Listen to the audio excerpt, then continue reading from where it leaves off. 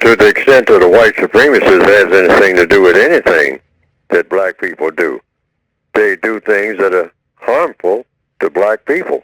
That's the answer. The prisoners of war are supposed to be harmed the way that they think.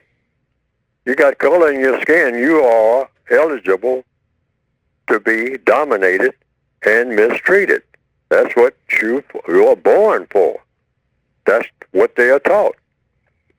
I mean, it's not even personal. It's just built into the system of government, world government, that if a person has color in his or her skin, in every area of activity, find a way, if you're white, if you're classified as white, have been, quote, unquote, fortunate enough to have been born white, part of your duties, one of your main duties, is to walk around on the face of this earth, and if you encounter, either deliberately or just incidentally, people of color, particularly people classified as black, as the non-white people, you are automatically supposed to think of a way, regardless of whatever else you're thinking about.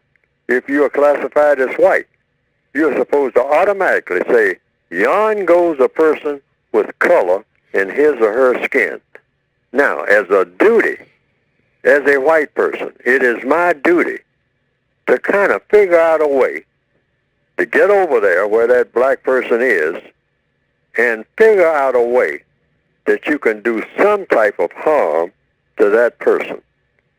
Period. That's the way they are taught. That's the way we all are taught. Black people are taught to treat each other that way.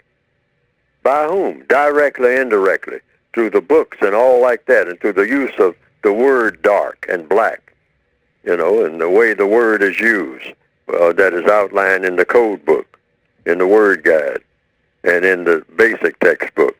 The way the word has been used, dark or black, something evil, something, that, hey, what is that? Throw rocks at it. Stop it from moving. And if you're not going to stop it from moving, watch it while it moves and see if it does anything that you can find a way to disapprove of, and then take action against it.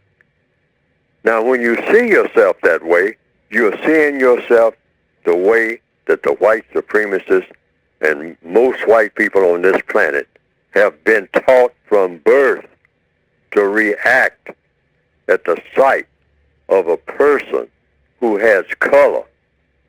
The darker, the more foreboding, the more Halloween, the more Walking Dead, the more ghoulish, the more grotesque.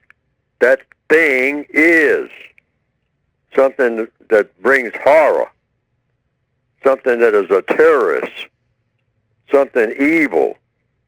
They're taught that. So you're supposed to understand that. All right? Claude Anderson, he recently said, it was almost a mind-blowing point. Claude Anderson said that when black people kill black people, we're actually emulating white people. Absolutely. I mean, he's not the only one to say that. I mean, hundreds of books have been saying, I've been saying it. I mean, and black people know that. Black people get up in the morning, a lot of black teenagers all over the world now, and particularly in the Northwestern Hemisphere, it's completely self-evident. This is what all the locks on the doors are about. This is why walking down the street is dangerous. It's because we have got black people walking around all day long looking for an excuse, because we're trying to, particularly black males and a growing number of black females, looking for a way to prove that we are somebody. And the way that we do that is you do harm to another person of color. Find somebody that looks just like you and try to, hey, I'm going to get all over that thing. I'm going to kill that thing. I mean, that thing shouldn't even be here.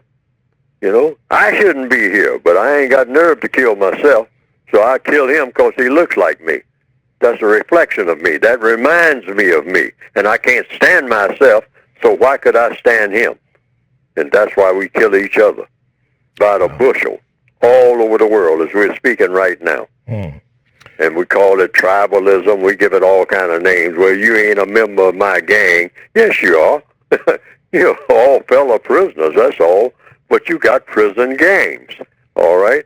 And the warden says, well, hey, let them kill each other. I mean, hey, the less burden on the taxpayer.